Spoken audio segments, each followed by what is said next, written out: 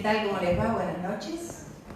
Bueno, tenemos otro encuentro más de biblioteca, que es siempre los espacios de presentación de libros, que para nosotros siempre son muy gratificantes. Hace un año, un poco menos de un año, lo teníamos a Luis acá, presentando su obra. Pero en ese momento había salido este libro. Sí, pero no de esta manera, o de esa manera.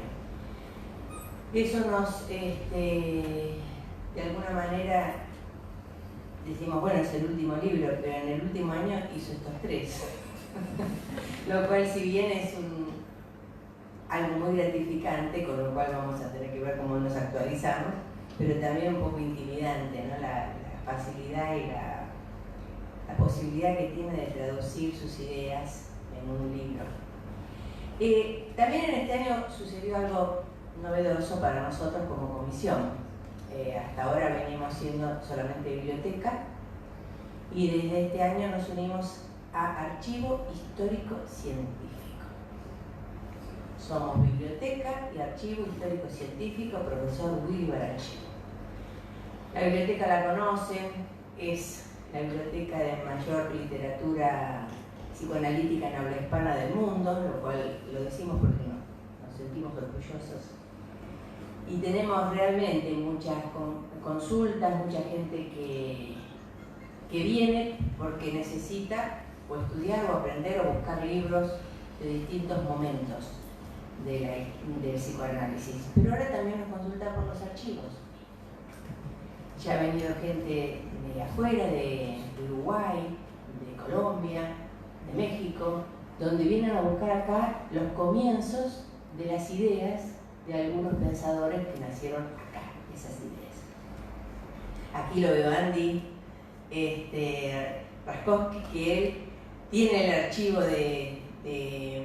conoce lo que es el archivo porque ha armado el archivo de su papá, que si bien no está acá, está a disposición porque tenemos con la Biblioteca Nacional y los archivos un convenio de reciprocidad. Pero bueno, también nosotros nos estamos aprendiendo a amigar con esta idea porque no tenemos ni la más pálida idea de lo que son los archivos. Siempre pensamos en algo aburrido, pero de repente buscando los archivos nos encontramos con fotos del doctor cuando estaba en APA, con historias de pensadores que vinieron a hacer sus charlas, ver esas charlas, ver cómo se pensaba, cómo se hablaba, cómo se actuaba en ese momento, produce realmente una conmoción emocional muy grande, ¿no? Contrasta y a nosotros en la comisión nos resulta muy conmovedor. Los archivos son el patrimonio científico y cultural imprescindible en una institución, y no solo está relacionado con el sentido de pertenencia, con la tradición, sino que puede ser el disparador que lleva investigaciones que hacen a la historia de las ideas y de quienes las generaron.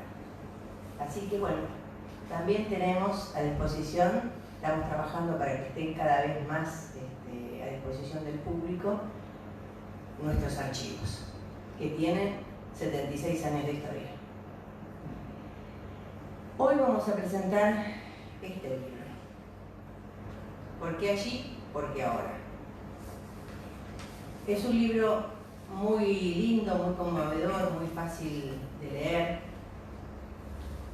en el cual yo copié algo de lo que me pareció significativo, porque yo no voy a comentar el libro, pero sí que me pareció muy interesante, que lo trae en el libro. Para los que lo leyeron ya lo saben, para los que no es una novedad, que Oksana Nikitina comenta en el prólogo del libro que conversando con Kiosa sobre el proyecto ruso, que ya después explicará lo que es el proyecto ruso, se hizo evidente la necesidad de elaborar una especie de síntesis de su pensamiento psicoanalítico, el del doctor. Así nació la idea de Sí, pero no de esa manera, que publicó en agosto de este mismo año y que se acerca a lo que podría considerarse un libro de texto, que es el del año pasado.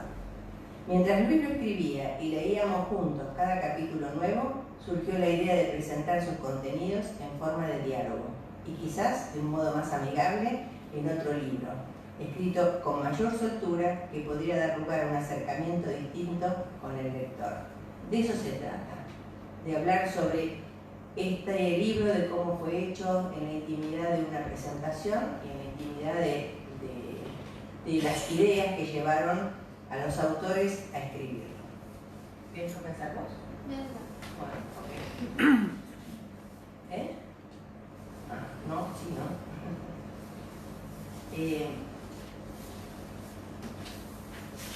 Ustedes saben que siempre los autores eligen a los presentadores. Lo lindo de esta presentación, además de que tenemos al doctor, que ya es un lujo y un placer escucharlo, tenemos a Oksana, que es candidata de nuestra institución. Y también eso es interesante. Los candidatos son aquellas personas que ingresan a la institución para formarse. O sea que ella está en formación. Y tiene esta audacia, este coraje de meterse un poco más allá de la formación, y nace este libro, y ella eligió para su presentación a dos, una egresada del instituto y otro que también está en formación. O sea que son dos profesionales jóvenes que se acercan al psicoanálisis, que se están formando y que se animaron a hacer una presentación de este libro. Así que bueno, es muy interesante y muy alentador que los jóvenes estén metidos en estos proyectos. Siempre me dicen, siempre vemos las mismas caras, y digo, bueno, ya estas caras que vamos a poner ahora son diferentes. Margarita Artusi es licenciada en Psicología y candidata egresada del Instituto de APA, docente de Introducción al Psicodiagnóstico de Rorschach y de Psicología Social en la USAL, y profesora de prácticos de Psicología en la carrera de Diseño Gráfico en la FADU. Mari. Bueno, buenas noches. Bueno, empiezo a leer mi presentación. La llamé Los ojos del puente, notas para la presentación del libro azul. Cuando era estudiante de psicología, nos juntábamos en mi casa con una compañera de la facultad a prepararnos para rendir los exámenes de la carrera.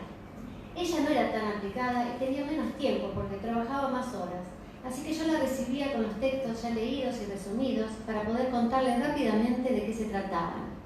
Nos reuníamos principalmente para estudiar psicoanálisis, y recuerdo que, más de una vez, en medio de mis relatos y explicaciones, me sorprendí diciendo, porque Freud me dijo que... En aquellos momentos nos reíamos de mis ataques de megalomanía y seguíamos debatiendo acaloradamente. Si evoco hoy estos actos sintomáticos es porque me parece que revelan un elemento que emerge en mí y quizás también en otros con cierta frecuencia durante la lectura: el anhelo de poder hablar con el autor del texto que tenemos entre manos. Creo que el libro, laboriosamente entretejido a partir de conversaciones de Oksana Nikitina con Luis Antonio Chiozza, es una muestra de este deseo hecho realidad. En general, los libros son unitarios, y cuando no lo son, integran colecciones de un número variable de volúmenes o series de 2 o 3 tomos. Es un suceso bastante inaudito que un conjunto de libros conformen, como en este caso, una pareja. Me estoy refiriendo a sí, pero no de esa manera, y a por qué allí, por qué ahora. Así que hoy, aunque hablaré más del libro azul, no podré dejar de referirme a su compañero, el libro verde, del que surgió probablemente como una extensión. Comenzaré comentando los títulos, que en ambos libros rinden homenaje a Victor von Weizsäcker. El nombre del libro verde alude a la postura de este autor, contrario a combatir las enfermedades desde afuera, como si no tuvieran nada que ver con las crisis biográficas del enfermo, y constituye una fórmula que expresa con brevedad en qué consiste ese maravilloso proceso de transformación al que todos los que estamos aquí presentes nos hemos confiado, llamado tratamiento psicoanalítico. El nombre del azul, por otro lado, está conformado por 2 preguntas que preanuncian la importancia de preguntar en el interior del libro. En cuanto a los subtítulos de sendos libros, asistimos en ellos a lo que hasta donde sé es la flamante inauguración de una palabra inédita, que se destaca subrayada en rojo cuando la escribimos en Word, y a la cual fácilmente, mediante un simple clic, podemos agregar al diccionario. El término en cuestión, que según lo que entiendo, equivale en la concepción kiotziana a psicoanálisis propiamente dicho, es psicosomatología, vocablo específicamente creado para nominar a la disciplina que indaga en el vasto territorio de lo psicosomático, al cual, en virtud de nuestros límites, solo lo podemos percibir o considerar desde una sola perspectiva a la vez, es decir, en su aspecto somático, como corporalidad física y espacial, o en su aspecto psíquico, como significado histórico. Vicisitud que no debería hacernos olvidar que cuerpo y alma no son cosas diferentes, sino formas distintas de referirse a lo mismo que emergen como productos determinados por nuestra modalidad de construcción de la realidad. Pasando ahora a los agradecimientos y a los prólogos, lo primero que llamó mi atención fueron las actitudes afectivas de los autores, que obraron, según creo, como factores favorecedores de su fluyente productividad. En el verde, gratitud, de Kiotsa Oksana, por su interés y entusiasmo. En el azul, admiración, de Oksana hacia Kiotsa, por la conmovedora autenticidad, la profundidad y la generosidad de su persona, la amplitud de su obra y la significancia y originalidad de su enfoque. Creo que ambas contribuyen a la creación de una atmósfera transferencial predominantemente positiva en el vínculo entre maestro y alumna, que también son colegas, cuyas emanaciones desbordan los confines del libro y se extienden hacia los lectores involucrándonos e invitándonos a aproximarnos a participar de la fecundidad de su encuentro. Como sostiene Ignacio Mateblanco, "Feeling is the mother of thinking", y como lo sugiere en el título de uno de sus grandes libros, pensar, sentir y ser se integran en los casos afortunados en un blend equilibrado y armónico.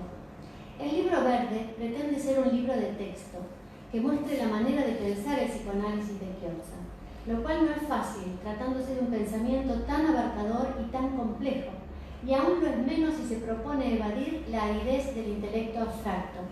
Si lo consigue es porque se las arregla para transmitir, además de lo central de sus ideas, su manera de sentir y de ser, plasmada en su estilo para hacer, que se concreta en la práctica de una clínica psicoanalítica y en el ejercicio de una producción teórica singulares.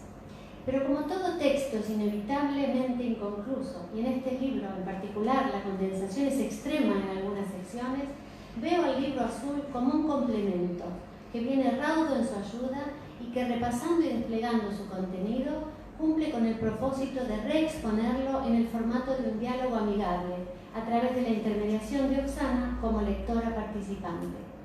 Otra intención explícita en el verde e implícita en el azul es la de servir como introducción a ulteriores lecturas, objetivo que alcanzan, ya que es muy difícil transitar las páginas de estos libros sin verse tentado a ahondar en la investigación bibliográfica. Pasaré ahora al cuerpo del libro azul, y sin limitarme a redactar una reseña lineal, comentaré brevemente algunas de las cosas que se me fueron ocurriendo mientras lo leía. En su famoso diccionario de filosofía, José Ferrater Mora dice que el preguntar puede ser visto como un modo de ser de la existencia humana. Señala que, paradójicamente, solo se puede preguntar sobre aquello que se sabe, y une al preguntar tanto con la idea de regresar a las cuestiones más fundamentales como a la bella imagen de abrir un horizonte. A lo largo del libro azul, algunas de las intervenciones de Oksana son comentarios, pero en su gran mayoría constituyen preguntas, muchas preguntas, más de 100 preguntas, 117 preguntas en total, si no me equivoco, que justamente sirven a dos fines: volver a los temas cardinales de la psicosomatología desarrollados en el libro verde y explayarse sobre ellos explicándolos y ejemplificándolos de otro modo. Al pensar en las preguntas y al cuestionarme acerca de ellas, acudió a mi mente una escena de la película de Gus Van Sant, Finding Forrester, protagonizado por Sean Connery, que muestra una de las primeras reuniones entre un renombrado escritor y un adolescente talentoso. Ante una sugerencia del primero, que revuelva la sopa antes de que se cuaje, el joven discípulo le pregunta por qué a la sopa de su casa eso nunca le sucede. Y luego, al verlo filmar a un pájaro desde su ventana, le pregunta si nunca sale de su casa. Forrester lo mira contrariado y le dice que le hubiera convenido quedarse con la primera pregunta, a la que tilda de sub-question, aclarándole que el punto de una pregunta reside en obtener información que nos importe de verdad, que se dirija a algo que por algún motivo nos afecte personalmente. A lo largo del libro azul podemos acompañar a Oksana en la apetencia que la urge a preguntar y a reformular algunas de sus preguntas en serie sin creyendo en cuanto a su grado de peremptoriedad, pero cuanto más nos identificamos con ella es en aquellos momentos en los que descubrimos de golpe el inconfundible sabor de una pregunta sopa, de esas que cuando era pequeña mi hija saludaba exclamando: ¡qué pregunta tan preguntona! Etimológicamente, la palabra preguntar deriva del latín percontari, que a su vez proviene de contus, utensilio utilizado por los navegantes para tantear el lecho del río, para sondear su fondo. Es decir que, con la eficacia propia del símbolo, este término nos muestra una porción muy sugestiva de aquella situación global a la que es capaz de representar. Empapándonos de su sentido literal, podemos figurarnos el acto de preguntar como una tarea que, dependiendo de cómo responda quien reciba la interrogación, nos sirve para avanzar en el interminable camino del conocimiento por regiones que presentan diferentes profundidades, algunas más o menos superficiales y otras de una mayor hondura, algunas incluso insondables, que son las que nos motivarán a seguir buscando, buceando. Pasando ahora a las respuestas de Chiozza, considero que algunas de ellas simplemente explican determinados tópicos, ya sea de psicoanálisis en general o específicamente de algunos de sus aportes. Otras esclarecen brillantemente zonas oscuras o brumosas, pero no puedo negar que determinadas respuestas me resultan movilizadoras y hasta incómodas, podría llegar a decir. Chiozza es un autor respetuoso, ordenado, didáctico, pero entonces, ¿qué es lo que hace que en ocasiones lo que dice me resulte difícil de aprender o incluso me descoloque? Y seguramente esto no me pasa solo a mí. Sin ir más lejos, Oksana expresa al comienzo del libro su intriga por la polarización de las reacciones de los analistas ante el pensamiento de Chiozza, que yo unificaría en una ambivalencia oscilante, más o menos cargada hacia un lado o hacia el otro. Dejando de lado las resistencias obvias determinadas por la animadversión hacia la enfermedad, por casi todos admitida, su usual apartamiento de lo consensual y el hecho de que sus palabras responden no solo a las preguntas de Oksana, sino a las que él mismo tuvo que haberse planteado previamente y que solo significarán algo para quienes compartan su curiosidad por aquello a lo que apuntan, me atrevo a destacar dos obstáculos epistemológicos interrelacionados que traban, pero a la vez favorecen, siempre y cuando se logre superarlos, el abordaje y aprovechamiento de sus ideas. Uno es la falta de demarcaciones tranquilizadoras. Me parece que Chiozza es, entre otros, un autor del continuum. Para él, la capacidad simbólica, lejos de ser una prerrogativa humana, se expande hacia lo más carnal del ser humano y hacia afuera de él, alcanzando el mundo animal e incluso el reino biológico en su totalidad. Además, en su concepción, desde una célula a la biosfera completa, no se sabe muy bien en dónde empieza y en dónde termina el individuo.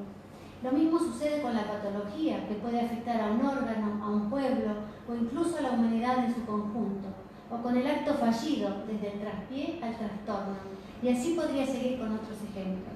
Creo que la amplitud de esa mirada sobre una inmensidad sin alambrados a veces puede resultar abrumadora. Otro escollo proviene del hecho de que Chiozza, como lo delata el tono poético que a menudo asoma en su escritura, se maneja en el plano intelectual con elaboraciones que trascienden el clásico pensamiento racional, utilizando estructuras y razonamientos y en general un estilo que desde otra perspectiva, desde una perspectiva mateblanquiana, llamaríamos bilógicos y bimodal respectivamente, que requieren para su aceptación de un funcionamiento en proceso terciario nada fácil de sostener, que implica trabajar con lo asimétrico y lo simétrico conjuntamente, o, dicho de otra manera, que requiere poder establecer diferencias sin dejar de atribuir importancias.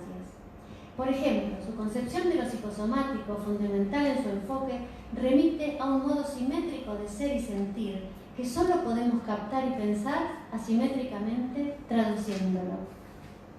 Otros ejemplos nos conducen a la utilización por parte de Chiozza de lo que Albert Rothenberg conceptualiza como uno de los 3 procedimientos específicos utilizados por las personas altamente creativas, el pensamiento janusiano, que consiste en concebir 2 o más elementos opuestos o antitéticos simultáneamente, lo cual tampoco es sencillo. La muestra más evidente que hallé es la de conciencias inconscientes. expresión que remite a los incontables estratos dotados de actividad significante y conscientes para la conciencia habitual. Otra podría estar dado por la implicación que postula entre cultura y natura, confluyendo en la culturaleza, y seguramente hay más. Desbrozando el terreno de racionalizaciones, finalmente nos interesaremos por el autor, lo incorporaremos y asimilaremos si conseguimos amarlo y odiarlo en su justa medida.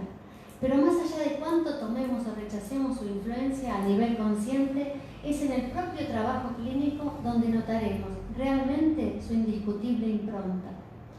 Por supuesto, hay muchas más cosas de las que podría seguir hablando, pero me contentaré con decir que estos libros, tanto el azul como el verde, trazaron para mí un sendero, y el percatarme de cuánto me modificó empezar a transitarlo fue lo que me condujo a escribir lo que manifestaré, para terminar en el último párrafo. Afortunadamente, leemos muchos libros en esta profesión. A los que catalogo como buenos, puedo dividirlos, independientemente de las corrientes a las que adhieran, en dos grandes grupos. En uno incluyo los que agregan ramas, hojas y hasta flores y frutos a los árboles que pueblan nuestros marcos referenciales. En el otro, a los que funcionan como rayos de sol, que derriten imperceptible o flagrantemente el hielo de nuestros endurecidos glaciares teóricos, eliminando prejuicios, redefiniendo conceptos, confirmando intuiciones o haciendo vibrar nuevas ideas y emociones. Al libro de Luis, Ya entré en confianza, y de Oksana, a quien admiro por esa valentía loca demostrada al irse a vivir a 13.500 kilómetros de distancia de su tierra natal por amor al psicoanálisis, y a quien aprecio como compañera de formación y hermana de diván, pero sobre todo a quien valoro y a quien quiero como entrañable amiga, lo ubico con orgullo en el segundo grupo, mientras escucho todavía las resonancias del estruendo provocado por el desprendimiento de algunos grandes bloques en mi metafórico tronador.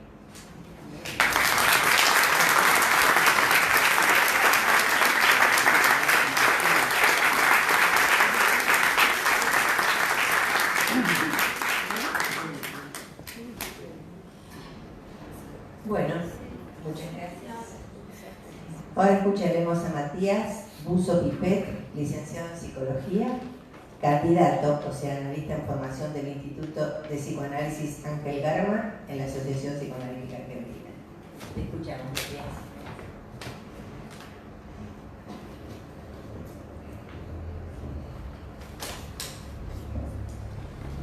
Buenas noches. Quiero expresar mi agradecimiento a Oksana Nikitina y a Luis Chiosa por invitarme a compartir junto con ustedes la presentación de este libro. Tengo el honor, además, de haber sido elegido con la excelente compañía de Margarita Artusi para referirles mis comentarios. Estuve pensando bien cómo encarar esta tarea. Me di cuenta que no puedo comentarles el libro. No sé si alguien será capaz de eso. Lo que sí puedo hacer es hablarles acerca de la experiencia que fue para mí su lectura. Yo vengo aquí a dar testimonio de mi lectura. Comencé con esta introducción que acabo de hacerles porque justamente se relaciona con algunas de las ideas que se movilizaron producto de lo que allí, en el libro, se dice. Porque uno de los ejes que a mi modo de ver cruzan toda la obra es el que remite a la relación entre sujeto y objeto, a lo que hacemos cuando definimos un objeto y un sujeto. En las conversaciones que mantienen Luis y Oksana en el libro, se cuestiona la existencia de objetos que para una audiencia en la que me incluyo venían dados. Me estoy refiriendo a la existencia de psiquis y soma como objetos. Es por eso que, haciendo uso de referencias amplias a pensadores de diversas disciplinas, los autores buscan producir una pregunta en el lector, cuestionar las bases sobre las que se establece lo que damos por sentado, lo que damos por hecho. De ahí que me haya atrevido a decirles que del libro, como cosa en sí, puedo decirles menos que de aquella experiencia que fue para mí recorrer sus páginas. Ahora bien, ¿qué pensarían ustedes si para responder a la invitación que se me hizo de comentarles el libro, les hablara acerca de los colores de su tapa, el peso y el olor a tinta de sus hojas, la forma de su tipografía, la cantidad de páginas? Y sin embargo, en un sentido estricto, yo estaría cumpliendo con el pedido que se me hizo. Entonces, ¿Qué dirían ustedes si les dijera que, de un modo en que no somos conscientes, el color, el peso, la tipografía y el olor de las páginas sí influyen en mi lectura? Bueno, antes de que intente responder, podría decirles que en las páginas de este libro se trata de abordar esta cuestión. ¿Es posible hacer una lectura de un libro sin soporte alguno, sea este soporte físico o digital? Esto quiere decir que tanto la existencia física, material del libro, como su contenido ideativo son inseparables y al mismo tiempo diferentes aspectos de una misma realidad. Una realidad material y una realidad simbólica. Creo que este es un libro que no solamente es introductorio. Presenta las ideas de manera tal que alguien que se las encuentra por primera vez, como quien les habla, no queda fuera de la conversación. Y decía que no es solamente introductorio porque crea las condiciones para una reflexión profunda acerca de cada uno de los temas que se abordan. Deja en cada capítulo vastas referencias que pueden ser tomadas por el lector como una guía para profundizar aún más lo que allí se dice. ¿Notan que acabo de hablarles de la forma ahora y no del contenido? ¿Qué consecuencias tuvo la forma en que está escrito este libro sobre mi lectura, sobre mi contacto con sus contenidos? ¿Podría afirmarse que forma y contenido son indisolubles y diferentes aspectos de una misma realidad? Estas preguntas remiten a lo que en el libro podemos encontrar como el rechazo de Freud por el dualismo cartesiano, que a mi modo de ver es uno de los puntos de apoyo sobre los que se sostiene la teoría psicosomática propuesta por los autores. Aquel dualismo que distingue psíquico de somático crea la necesidad de un tercer elemento que ponga en común ambos mundos. Este asunto es tan importante que sirve para ilustrar la tapa del libro. No hay puente entre lo psíquico y lo somático. No hay tal tercer elemento. Para poder hallar una solución a este problema, se plantea la necesidad de una reformulación de la metapsicología. Dicho sea de paso, esta reformulación estaría avalada por el propio Freud al referirse metafóricamente a la metapsicología como a los andamios y al psicoanálisis como al edificio. Es posible sustituir los andamios sin provocar daños al edificio. Creo que una de las referencias a Freud que tiene más ocurrencias en el texto es aquella que voy a leerles ahora. Este es un extracto del Compendio de Psicoanálisis, en su capítulo 4, Las cualidades psíquicas. Ahora voy a leer a Freud. Muchas personas, psicólogas o no, se conforman con aceptar que la conciencia sería lo único psíquico, y en tal caso la psicología no tendría más objeto que discernir en la fenomenología psíquica percepciones, sentimientos, procesos cognitivos y actos volitivos. Se acepta generalmente, empero, que estos procesos conscientes no forman series cerradas y completas en sí mismas, de modo que solo cabe la alternativa de admitir que existen procesos físicos o somáticos concomitantes de lo psíquico, siendo evidente que forman series más completas que las psíquicas, pues solo algunas, pero no todas, tienen procesos paralelos conscientes. Ahora viene el remate. Nada más natural, pues, que poner el acento en psicología sobre esos procesos somáticos, reconocerlos como lo esencialmente psíquico, tratar de establecer otra categoría para los procesos conscientes. Esta es la hipótesis que se repite a lo largo del libro. Lo somático es lo esencialmente psíquico. En mi libro hay un maravilloso ejemplo que ilustra la situación. Tendemos a pensar que el trueno es provocado por el rayo, cuando rayo y trueno son manifestaciones de un mismo y único fenómeno, que es la descarga eléctrica. Es muy difícil sintetizar la cantidad de ideas que han sido volcadas en esta obra. De hecho, muchas de ellas siguen y seguirán teniendo efectos sobre mi modo de pensar. Por citar algunas, las referencias a los modos particulares en que concebimos el tiempo y el sentido. Algunas ideas tienen un peso poético que es insoslayable. El pasado como lo que aún no termina de ocurrir. El futuro como lo que ya ha comenzado a suceder. El sentido como aquello que aporta significado y al mismo tiempo es lo sentido, lo que se siente. Se propone reconsiderar nuestra relación con la enfermedad, abandonar los puestos de combate que suponen en la enfermedad a un adversario a vencer. Pensar en cambio que la enfermedad es un modo muy costoso de lidiar con un problema. De allí que surja la pregunta que da el nombre al libro Sí, pero no de esa manera.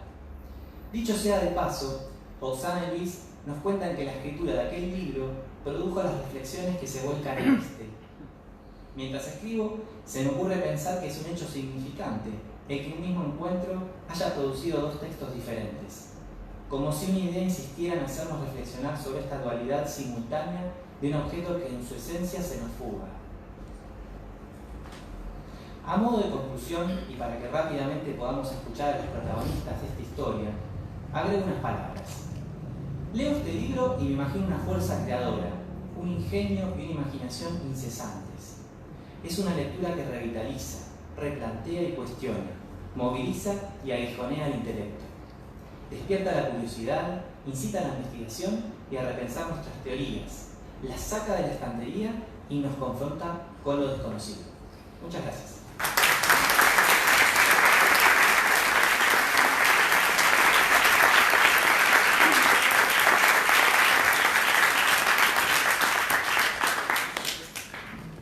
Muchas gracias, Matías. Bueno, ahora vamos a escuchar a Oksana Nikitina, que nació en Rusia en 1971. Se recibió de psicóloga en el año 2004 en Moscú, Rusia. En el 2005 emigró a la Argentina e ingresó como candidata al Instituto de Psicoanálisis Ángel Garma en la Asociación Psicoanalítica Argentina.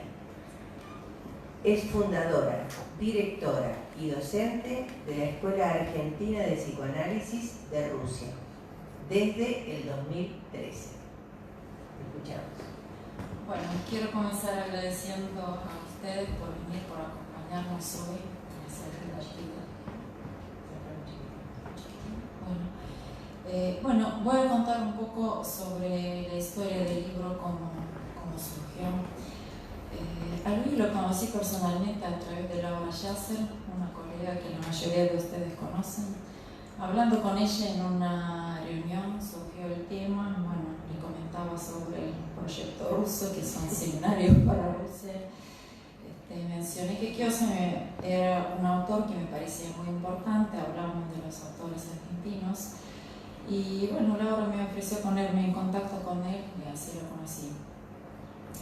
Conversando con Kiosa sobre el proyecto ruso, se me hizo evidente que no encontraba entre sus escritos uno que cumpliera con mis expectativas de contar con un libro que sirviera de texto para preparar los seminarios, y también tenía la idea de traducir algún libro de él al ruso. Fue entonces que él me propuso escribirlo. Así empezamos a trabajar juntos y así nació el libro Sí, pero no de esa manera. Y junto con ese libro de tapa verde nació la idea del libro que presentamos hoy. ¿Por qué allí? ¿Por qué ahora? Conversaciones sobre psicosomatología, que permitiría una lectura menos laboriosa e inclusive ampliar algunos conceptos. Fue un trabajo muy interesante, para mí fue todo un descubrimiento. Sentía que al fin me estaba encontrando con un esclarecimiento de la cuestión psicosomática que siempre había buscado. Cuando Luis se enteró que desde mi ingreso en la Argentina, hacía ya 13 años, bueno, lo conocí hace un año y pico, yo había comprado varios de sus libros que me habían despertado muchísimo interés, me preguntó por qué no me había acercado antes. Y la verdad que no tenía una respuesta muy clara.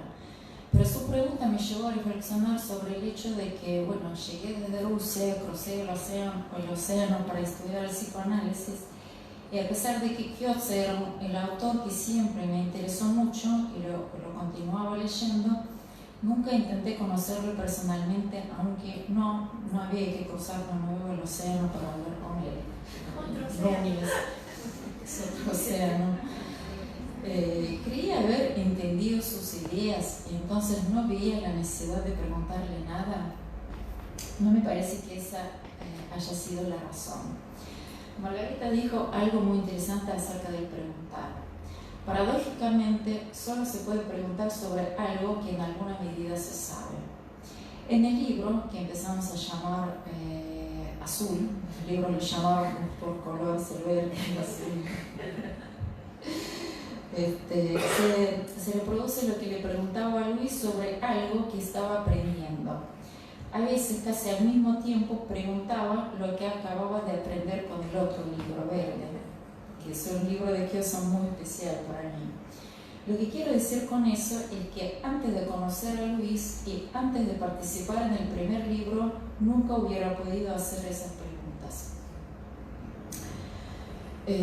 Cuando lo conocí, cuando entré en contacto con él, me di cuenta de que necesitaba aprender mejor muchas de las cosas básicas de la teoría psicoanalítica que quería haber aprendido bien. Por ejemplo, cuando él me preguntaba sobre la relación entre el afecto y la sensación somática o cómo definiría lo psíquico, me resultaba difícil contestarle. Fue una experiencia muy intensa, en un cierto sentido un duelo, llegar a la conclusión de que muchas veces uno cree entender lo que todavía no entiende. Mientras hacíamos el libro, nuestro libro Azul, me identificaba con un lector que tal vez como yo conocía algo de Kiosa, hasta leía algunos de sus libros, sus trabajos, pero que como me había sucedido a mí, carecía de los fundamentos necesarios para que le terminaran de cerrar las ideas. Otra cosa que pensé que había influido para que no me aproximara a Kiosa es que circulaba la versión y me hice toda una idea de que para entrar en contacto con él había que entrar en la fundación y hacer ahí la formación, y creo que también pesaba el hecho de que en el fondo sabía que todavía no tenía claro qué podía preguntarle. Además creo que influían también los comentarios que le describían a Kiosa como una persona con la cual era difícil tratar. Se podrá estar de acuerdo o no con sus ideas, como sucede con cualquier autor, pero es evidente que para formarse una opinión sobre el pensamiento de alguien hace falta profundizar suficientemente sobre lo que propone. Es un psicoanalista argentino que se formó con los pioneros de psicoanálisis que nunca dejó de producir, autor de una extensa obra en donde expone ideas originales. Y no deja de sorprender el hecho de que Rusia, por ejemplo, en el curso de 2 años de duración que dictamos juntos, y en el que tenemos alrededor de 80 alumnos, los participantes estén muy entusiasmados, esperando ansiosos que salga nuestro primer libro en ruso. Algunos inclusive están aprendiendo castellano para leer la obra de Kiosa en el idioma original. Mientras que en Buenos Aires, donde todo esto es más fácil, el interés se diluye. Nos encontramos con la verdad del proverbio de que nadie es profeta en su tierra, porque lo que ocurre en Rusia ya se había producido antes en otros países también.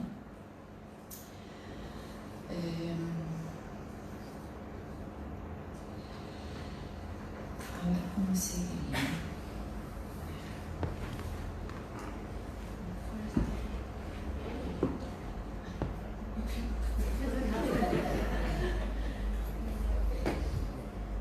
Quería hablar sobre algunos puntos teóricos.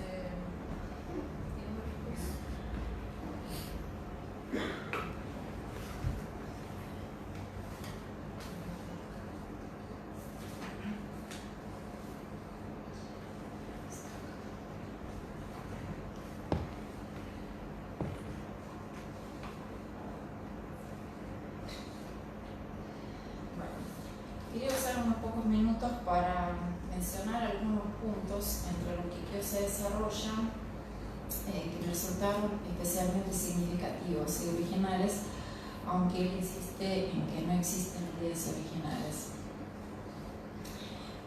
Evolución en Freud. Cuando se habla de una evolución en Freud, se suele hablar de la evolución de la primera a la segunda tópica, y todo esto está dentro de la metapsicología freudiana.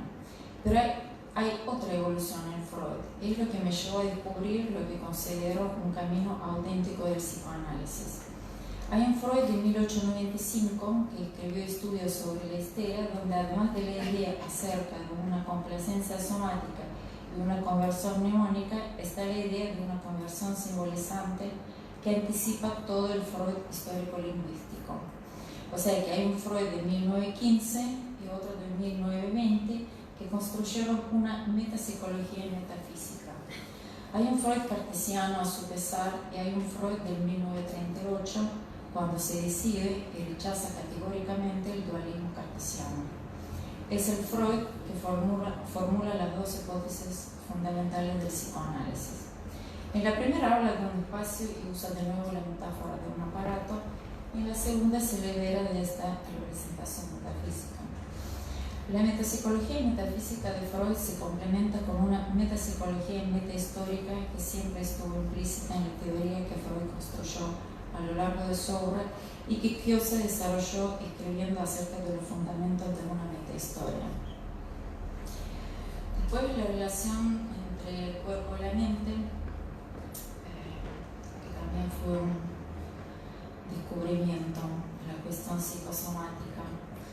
La formulación de la segunda hipótesis, lo que Freud afirma en ella, nos permite comprender que psíquico y somático no son dos realidades sustantivas, sino que son adjetivos, cualidades que otorga la conciencia a una existencia inconsciente que no sabemos bien qué es inconocible en sí misma, y que esta existencia se la puede registrar solamente mediante esos dos derivados conscientes, la doble organización de la conciencia.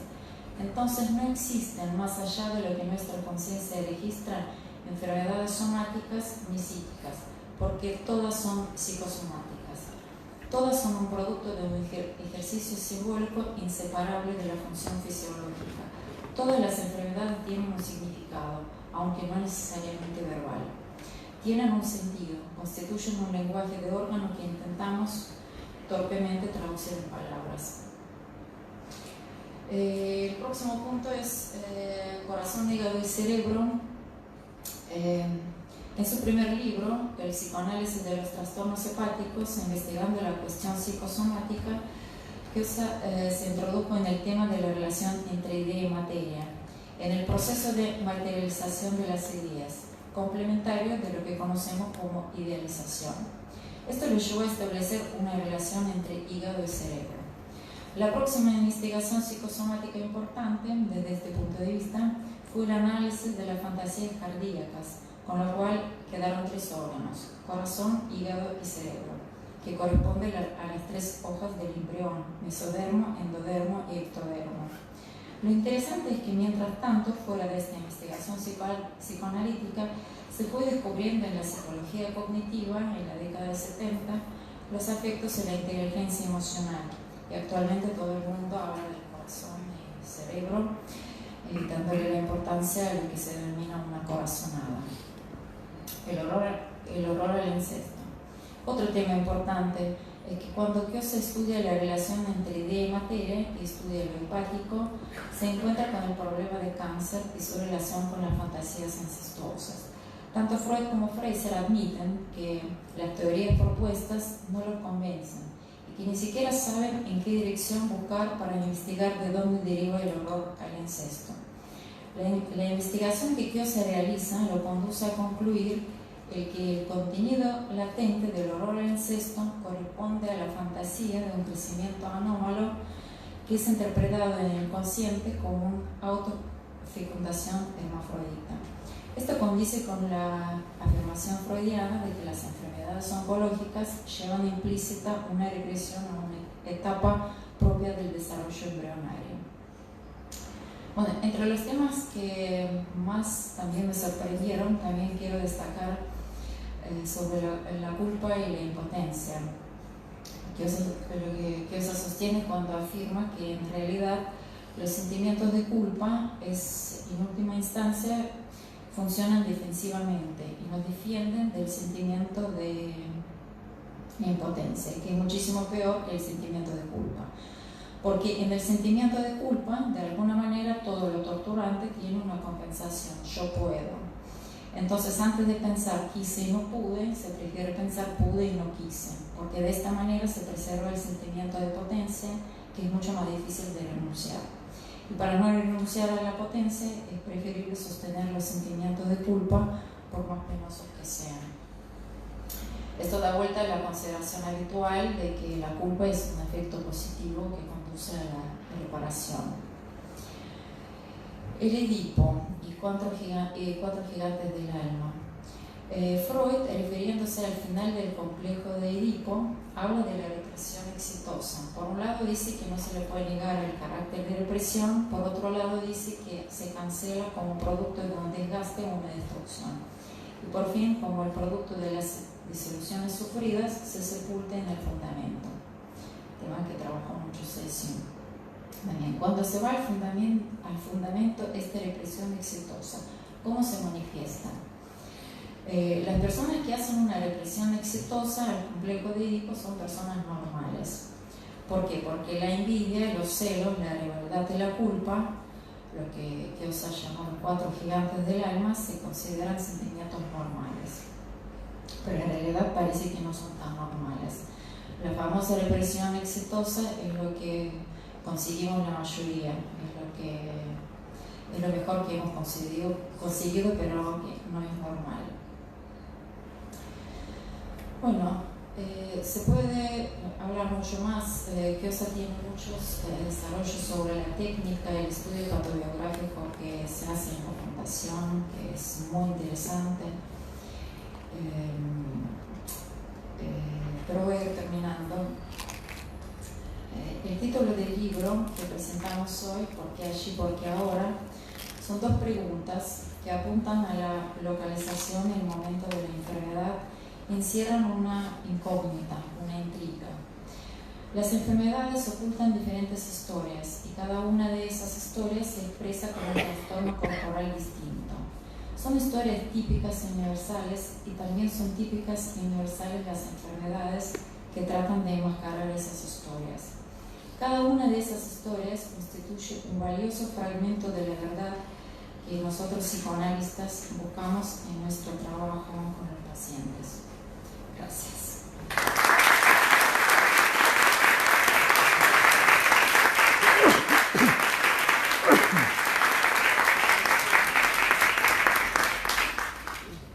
Bueno, ahora le vamos a dar la palabra a Luis, que ustedes conocen en nuestra casa. Él se formó como psicoanalista, fue miembro didacta y desarrolló toda una profesión y un interés en la investigación del psicoanálisis que a mí me pasó un poco como a Oksana, que había tantas versiones de él que un día dije, si yo no lo conozco personalmente, no voy a poder tener mi opinión. Ahí fue cuando hice un seminario con él y a partir de ahí me impactó, como le impactó a Oksana, el desarrollo de teorías que nos hacen pensar seriamente el psicoanálisis. No le pregunté cómo quiere que lo presente, pero tengo muchas cosas para decir porque en toda esta vida que él tuvo como psicoanalista y como persona hay muchas cosas para distinguir, pero me gustaría más hablar sobre el presente, ¿no? Si yo decía que en un año él produjo 3 libros, este salió hoy. Sí, no digo 3 desde que él vino, porque la vez que él vino estaba ya este libro, El Verde, y después produjo 3 más. Este último no puedo decir nada porque recién lo veo y se llama Ser o no ser como la gente, pero sí puedo hablar sobre este otro, el anterior, donde el título es el lenguaje que los órganos hablan. Y voy a decir simplemente una pequeña síntesis que me parece que abriría el diálogo entre nosotros y que sería muy fructífero, por lo menos en la gente de APA, ¿no? En este libro Luis Kiosa retoma un diálogo inconcluso con Donald Meltzer y André Green, 2 insignes psicoanalistas con una extensa y prestigiosa trayectoria, que constituyen referentes obligados en el ámbito... me pasa como Oksana, en el ámbito, y ahí se me quedó, en el ámbito del psicoanálisis.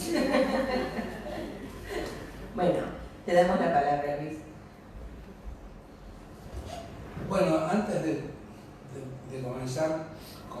agradecimientos que son de rigor y que son muy sentidos en este caso. Quiero transmitirles, porque me parece importantísimo, ustedes no se imaginan la situación extraña en la cual hoy me encuentro. Después de tantos años, estar acá en este salón, con tantas figuras que están presentes en mi memoria, y estar acá con nuevos colegas a quienes aprecio, y para volver a hablar sobre las cosas que nos reúnen y nos entusiasman, y después en esta circunstancia tan particular en donde se ha dado esta colaboración con Oksana, es realmente para mí una situación extrañísima que jamás me hubiera imaginado. Dicho esto, quiero comenzar por agradecerle a las autoridades del APA por la oportunidad de presentar este libro, especialmente a Alicia Lagarrigue, que ha organizado esta mesa, y a Matías y a Margarita por sus participaciones profundas y conmovedoras, y obviamente también a Oksana, que entre tantos de sus méritos debo sobre todo subrayar dos. El primero y más importante es que ha sido una colaboradora que me ha entusiasmado. Puedo decir que ha leído y releído cada uno de los capítulos que yo iba escribiendo y que nunca terminaba, digamos, de preguntarme, y que realmente me estimuló muchísimo para tener el deseo de profundizar. Y no hay nada más interesante para alguien que está escribiendo que encontrar un lector que le interesa lo que uno escribe y que al mismo tiempo puede hacer preguntas inteligentes. La segunda cosa muy diferente que tengo que agradecerles es haber elegido estas dos personas para presentar el libro, porque sus participaciones han sido realmente muy lúcidas y me parecieron muy inteligentes también. Bueno, yo voy a hablar muy poco porque me gustaría que de alguna manera pudiéramos dialogar un poco. Me parece que lo más importante que tengo que decir es que el libro verde, ya lo llamamos por colores, el libro verde es un libro que de alguna manera nació del interés creciente que despertó la psicosomática en el mundo, que se llevó inclusive por delante el interés que despierta el psicoanálisis, aunque para nuestro entender psicoanálisis y psicosomática son la misma cosa.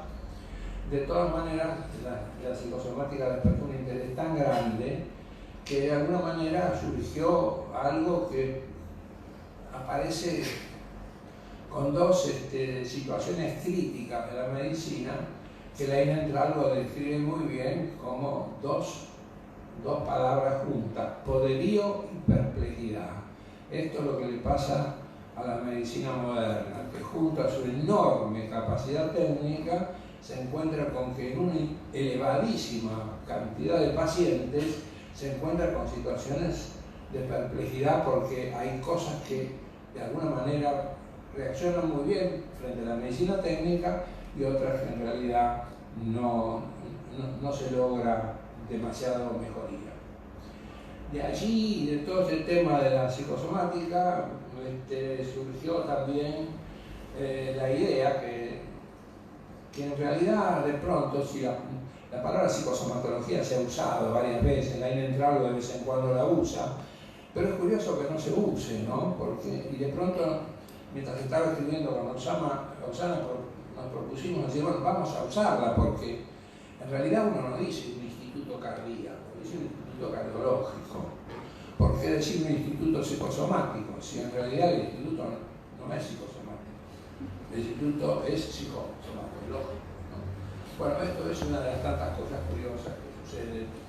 De todas maneras, alrededor de todo esto hay toda una historia pasada sobre la cual yo no quiero volver, pero solamente la menciono rápidamente porque todavía sigue siendo un pensamiento vigente dentro del psicoanálisis, que es la idea de que el enfermo que sufre una alteración somática, aunque haya comenzado esta alteración somática como un trastorno psíquico, en la medida en que el cuerpo aparece afectado, se interpreta que esto sucede porque el sujeto tiene un déficit de simbolización. Como ustedes saben, esto es lo que tiene consenso en el mundo.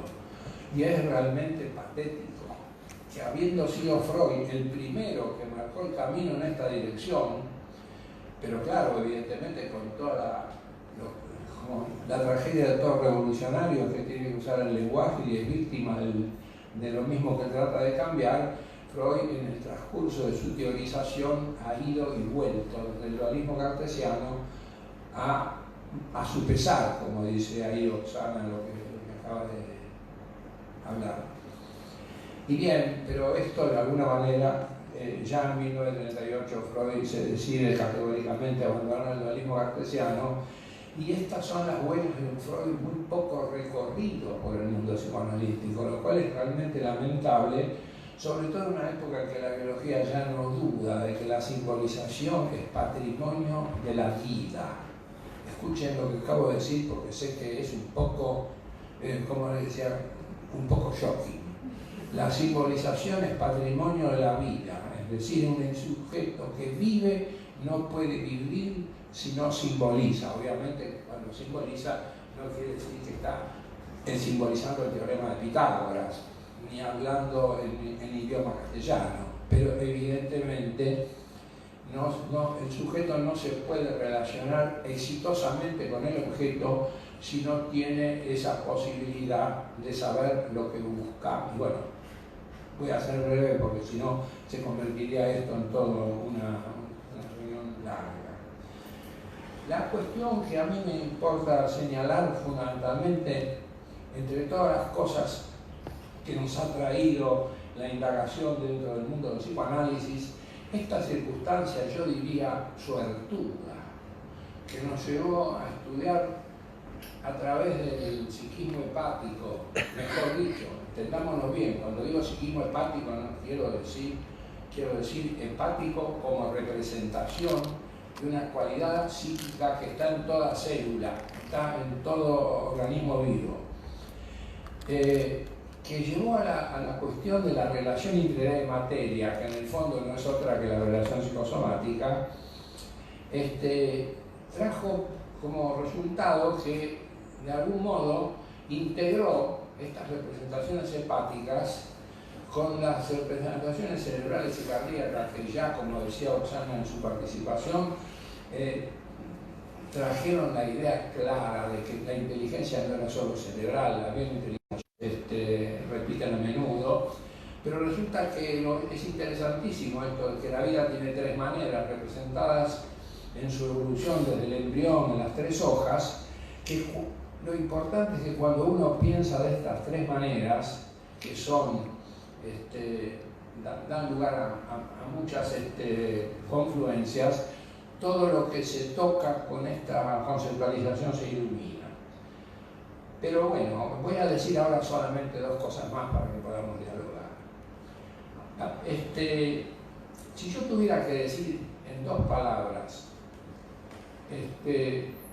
qué es lo que propone Freud, me gustaría decirlo en términos de terapia, me gustaría decirlo como lo dijo Weizsäcker, sí, pero no así. Esto es la esencia del tratamiento psicoanalítico. Esto no significa que yo como psicoterapeuta sé cómo. Esto significa que el paciente está pagando un alto precio por la solución que él encontró y todo lo que Freud le pide es lleve esto a la conciencia y busque otra a ver si le sale mejor. Esto no significa que yo sé cuál es, pero sí que esta es la propuesta. Y la otra cuestión fundamental que ahora sí tiene que ver sobre todo con lo psicosomático es esta pregunta: ¿por qué precisamente allí y por qué precisamente ahora? Y esto realmente es muy interesante porque si vemos en lo que pasó con la historia de Dora, la famosa neuralgia facial, nos damos cuenta de que este fenómeno, la neuralgia facial de Dora, que es interpretada por Freud como consecuencia de una fantasía inconsciente que se expresa de este modo, simbólicamente, nos damos cuenta que el lugar y la localización está elegida como resultado de un proceso que se experimentó físicamente, es decir, espacialmente vivido. La cachetada que es sobre la mejilla. Mientras que el momento de aparición tiene que ver con la lectura de una noticia en el periódico, es decir, un elemento psíquico. Y esto es realmente singular, porque de alguna manera todo lo que tiene que ver con lo físico, tiene que ver con lo espacial, el espacio psíquico ni siquiera es virtual, es metafórico, y de ahí toda la gran crisis de la metapsicología, que busca una tópica, una dinámica y una economía, y se interna en un aparato que no es aparato, con una energía que no es energía, pero que de alguna manera queda preso dentro de esta cuestión, y se les pierde toda la riqueza histórico-lingüística que es lo que de alguna manera fecundó a Freud en sus exploraciones. Y del otro lado, cuando estamos hablando del verdadero tiempo, pensamos que el tiempo objetivo es el tiempo cronológico, cuando el único tiempo que importa es el tiempo cairológico, es decir, el tiempo marcado por las cosas que suceden o no suceden. Entonces es interesante ver cómo en la enfermedad, diríamos como la neuralgia facial de Dora, tenemos el lugar, el porqué allí, en relación con la fantasía espacial, y el porqué ahora en relación con la fantasía temporal. Pero esto me parece importante. Pero ahora, volviendo sobre lo que dije antes, y con esto termino, si yo tuviera que decir claramente cuál es el gran descubrimiento de Freud, y el gran descubrimiento de Freud es que las brujas existen. Es decir, cuando en esta humorada se dice las brujas no existen, pero que las hay, lo que Freud está diciendo, y es muy interesante porque Freud escribió en 1900 en la psicología de los procesos oníricos un párrafo en donde dice: yo no sé si hay que atribuirle realidad a los procesos psíquicos intermediarios, seguramente que no. Pero a los que están en lo inconsciente seguramente que sí, porque hay que admitir que la realidad tiene una forma más de existencia. Yo no voy ahora a abundar sobre esto, pero desgraciadamente esto es después lo que lo conduce a Green a hacer una secuencia vectorial en donde de un lado está el soma, después se pasa al inconsciente, a la conciencia, y del otro lado está lo real, como si el soma y lo real no estuvieran en el mismo lugar. Bueno, pero volviendo sobre lo que decía, entonces, en 1914 Freud corrige esto y dice: hay una realidad de los hechos y una realidad psíquica diferente. ¿Esto qué es? Esto es el famoso latinaje, la locución latina, res non verba, hecho, no palabras. Pero el psicoanálisis sabe muy bien que las palabras generan hechos. Se basa en eso, por eso estoy diciendo que las brujas existen. Y en 1919 corrige nuevamente esto, y ¿a dónde llega Freud a poner? ¿Qué es lo que se diferencia de la realidad psíquica? La realidad material. Ahora bien, entonces tenemos dos realidades. Hablando con los colegas españoles que tienen una gran tradición religiosa, yo les decía: Dios para mí existe como existe el centauro. Y esto me decían: no, ¿cómo que existe como existe el centauro? Sí, porque es intangible. Y el centauro existe. ¿Cómo no va a existir el centauro? Si no existiera el centauro, yo ahora estaría diciendo algo y ustedes no sabrían de qué hablo. O sea, si ustedes entendieron lo que yo dije, es porque el centauro existe. Entonces tenemos dos realidades, y esto es lo que descubrió Freud. Esto lo va a decir un artículo muy frecuentado entre nosotros, Naturaleza y Función de la Fantasía, escrito por Susan Isaacs, discípula de Melanie Klein, cuando dice: sea lo que sea la fantasía, sus efectos reales le siguen. Y todos nosotros sabemos que el que se come un guiso y después le dicen que lo que se ha comido es un gato, tiene una descompostura feroz, su gato, tiene una descompostura feroz que puede terminar en la muerte. De manera que, evidentemente, yo creo que esto es fundamental, porque de eso se trata en última instancia. Y si quisiéramos decirlo con una linda metáfora, volvamos a lo que tantas veces citamos, varias veces en el libro verde y en el azul, que en realidad dio lugar al naranja, que es el que de alguna manera lleva esta cuestión más para nosotros colegas y no para tanto para el público general, al punto, digamos, de la discusión en los términos más profundos de la teoría psicoanalítica. Bueno, como les decía, el ejemplo de Heráclito es fundamental. Heráclito dice: nadie se baña 2 veces en el mismo río, porque el río parece el mismo, pero el agua circula. Ahora bien, si nosotros marcamos con carbono radioactivo los átomos en un sujeto vivo, en unos pocos meses han sido sustituidos todos. Entonces la pregunta es, cuando yo me encuentro con un paciente que tiene un tumor de esófago desde hace 1 año y medio, y este cáncer está permaneciendo ahí desde hace 1 año y medio, si no hay un solo átomo que sea el mismo, ¿qué es lo que permanece? Bueno, lo que permanece es lo que el psicoanálisis llama la forma, o sea, la idea inconsciente. Y esto me parece importante porque lo vemos muy bien en un ejemplo que dice Goodwin, un biólogo muy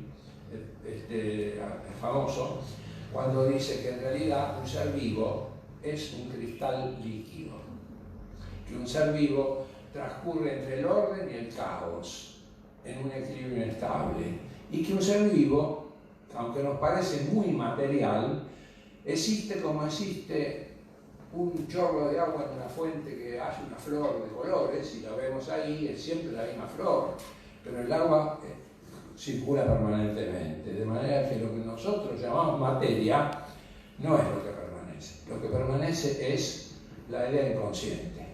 Bueno, muchas gracias por haberme escuchado y muchas gracias por su tiempo.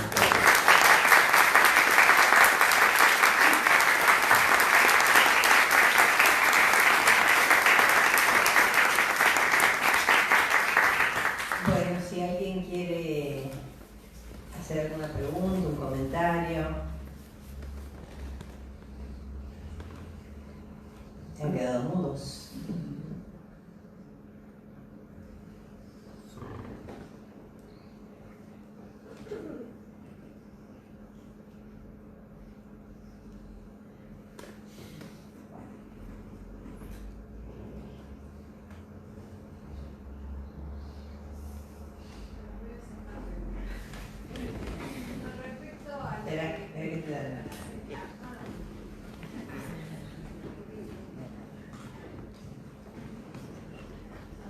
¿Qué tal? Mi nombre es Mercedes Chami, soy psicóloga y quisiera hacer una pregunta sobre lo que acaba de decir el doctor. Si lo que permanece es la idea existente en una enfermedad que lleva varios años, ¿cómo se trabaja en psicosomática? Con respecto a esa idea que sigue existiendo a pesar de que seguramente la parte física ha cambiado absolutamente después de 1 año y medio de tratamiento. ¿Tiene que yo conteste? ¿Sí? Bueno, se trabaja muy dificultosamente. Lleva mucho tiempo, muchos años, es un trabajo de hormiga, porque usted, tal vez cuando lo reprodujo, omitió decir que esta idea es una idea inconsciente. Es una idea que tiene una vigencia enorme, pero es una idea que está absolutamente, tiene poco acceso a la conciencia. Justamente, para que la idea de alguna manera se procese, es necesario que alcance lo que llamaríamos la esfera motora del yo, sea consciente, y esto es un proceso muy largo y muy difícil. En ningún momento tenemos que pensar que es fácil. Cuando nosotros decimos, esto es una cosa que aprendimos muy pronto, cuando nosotros recibimos un paciente que tiene una grave enfermedad para la medicina tradicional, como por ejemplo un cáncer, una vez que lo comprendemos psicoanalíticamente sigue siendo grave, porque no es tan sencillo cambiar eso. Es decir, porque estas son ideas que están profundamente arraigadas en el inconsciente y se repiten y se replican, así como se replica una determinada forma que hace que de una determinada capacidad genética nazca un tipo de embrión y no otro. Bueno, esto es una respuesta súper sintética.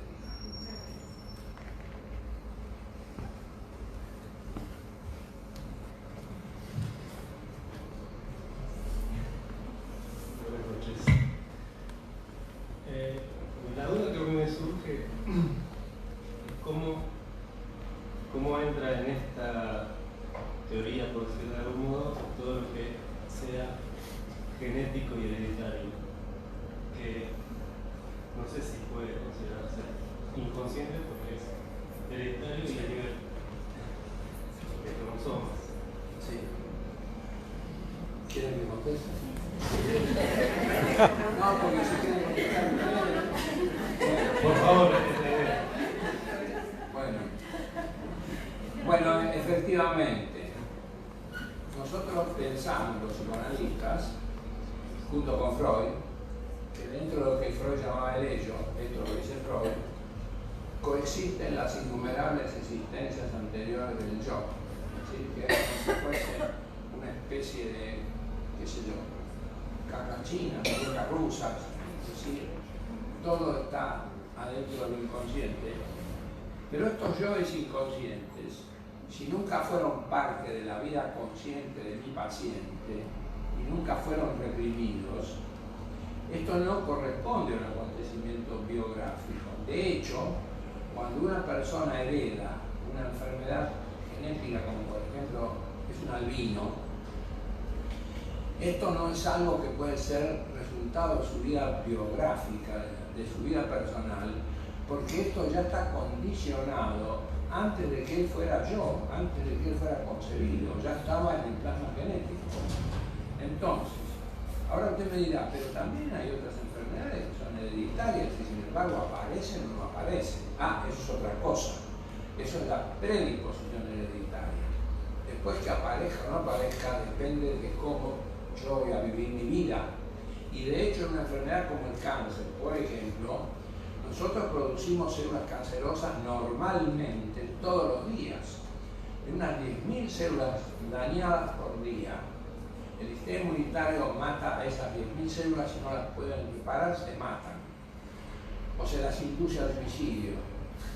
Si esto no sucede, de pronto, alguna de ellas, si siguieran viviendo, se transformarían en cáncer. Es decir, nosotros producimos cánceres todos los días. Pero nuestro sistema inmunitario rigurosamente los destruye.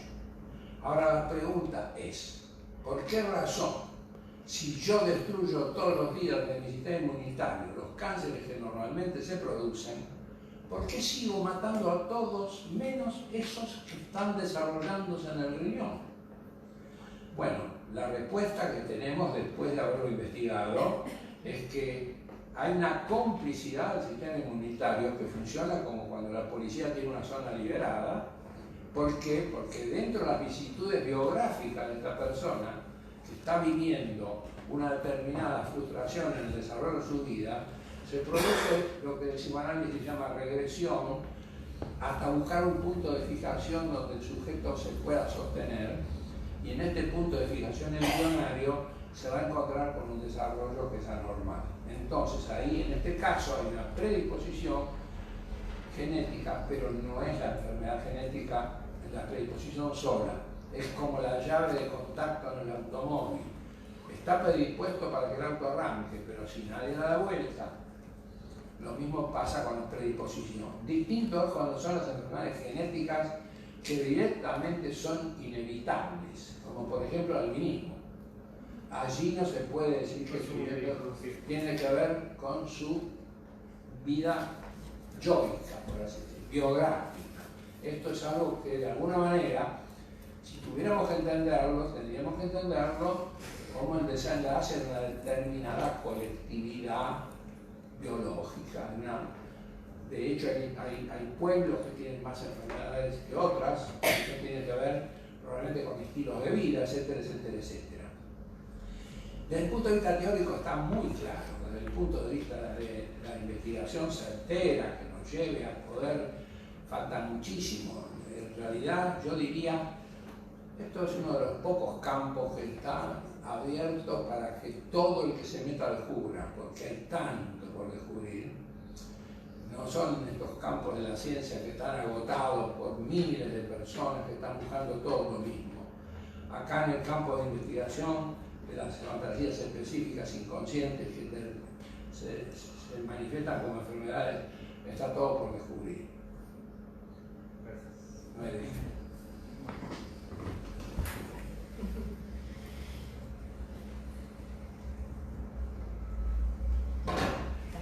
quiere hacer uso de la palabra? Preguntar.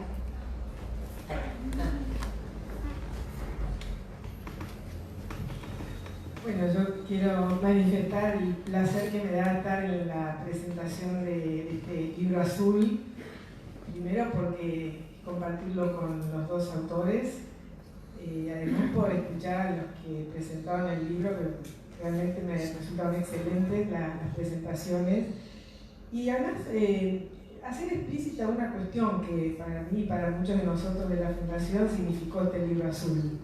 Porque así como para muchos de los que están acá presentes pudo haber sido el primer contacto con las ideas de Quiosa, para muchos otros de nosotros no.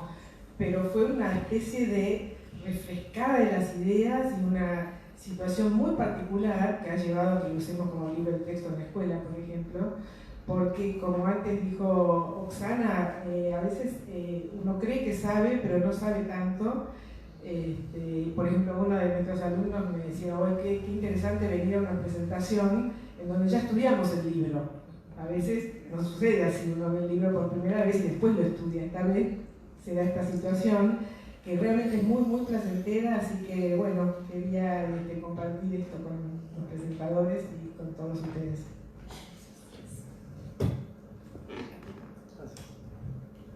Bueno, buenas noches. Bueno, muchas gracias por las introducciones y bueno, por las presentaciones. Bueno, primero lo que quería decir cuando Alicia hablaba, que bueno, el libro lo usamos, como dijo la licenciada Dayen, para los seminarios. La licenciada Yesman, en un seminario, y lo que quería decir es que no es sencillo el libro azul. Porque uno dice, bueno, es como lo sencillo del verde, pero la realidad es que, al menos esa fue mi experiencia y que, bueno, que tiene un montón de cosas nebulosas que después hay que ir desplegando, pero bueno, es verdad que es cierto que está presentado de una manera mucho más amena para la gente que lo está leyendo. Y después, bueno, la pregunta para la licenciada Nikitina, porque bueno, con el proyecto ruso, la pregunta que algo le preguntamos al doctor Quiosa cuando había vuelto de Rusia, pero bueno, por ahí, desde su experiencia, cómo toman los rusos las ideas de Quiosa, porque, bueno, para saber desde su punto de vista. ¿Cómo toman las ideas de Quiosa? En realidad en Rusia las ideas que predominan son ideas de la escuela francesa y ya están sintiendo que no se les están sirviendo esas ideas, o sea, están llegando a un callejón sin salida. Y todos, en realidad tenemos un público muy, estamos dando seminarios por online, no es el Skype, es una plataforma, y no tenemos mucho, que digamos, son más lecciones que seminarios, no hay mucho intercambio, ¿no? Yo diría que no hay mucha diferencia de cómo lo toman acá, en España o en Rusia. Hay muchísimo interés y están aprendiendo. El problema es que no tienen bibliografía, no hay nada para leer. En Rusia hay muy pocos libros de psicoanálisis traducidos. No está traducido Freud todavía completo. Hay algunos tomos, creo que de 24 tomos tradujeron menos de 15. Y las traducciones son malas. Así que el psicoanálisis en Rusia está todavía en un momento muy inicial. Gracias.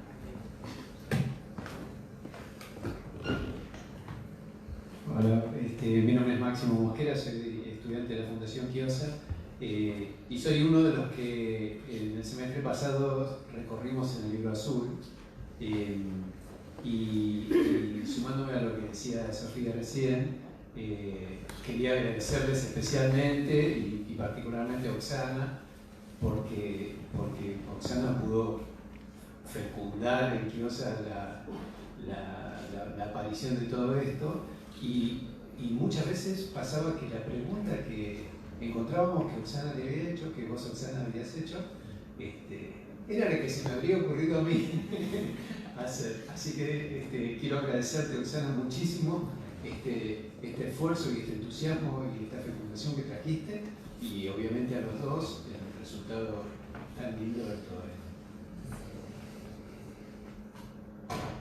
Bueno, si no hay más preguntas. Quisiera saber, la leucemia infantil se relaciona con algo en especial. ¿Leucemia infantil? Sí, se relaciona con algo en especial, claro. Hemos trabajado sobre eso, hemos trabajado en un grupo de investigación, hemos publicado un trabajo y también hemos visto esto en el tratamiento de pacientes, y uno de los pacientes que tuvo una leucemia infantil, después del tratamiento, ahora ya era un niño, se curó y es un joven sano. Esto no quiere decir que estemos diciendo que curamos rápidamente las leucemias infantiles. Evidentemente es un tema complejo, como le dije antes. Cuando una enfermedad es grave para la medicina suele decir grave después de haberla comprendido. Pero bueno, si a usted le interesa el tema, esto está publicado. Acá en la biblioteca de la APA está en las obras completas el trabajo publicado. Muchas gracias. Bueno, hemos llegado al final, si no hay ninguna pregunta más. Le agradecemos a los autores.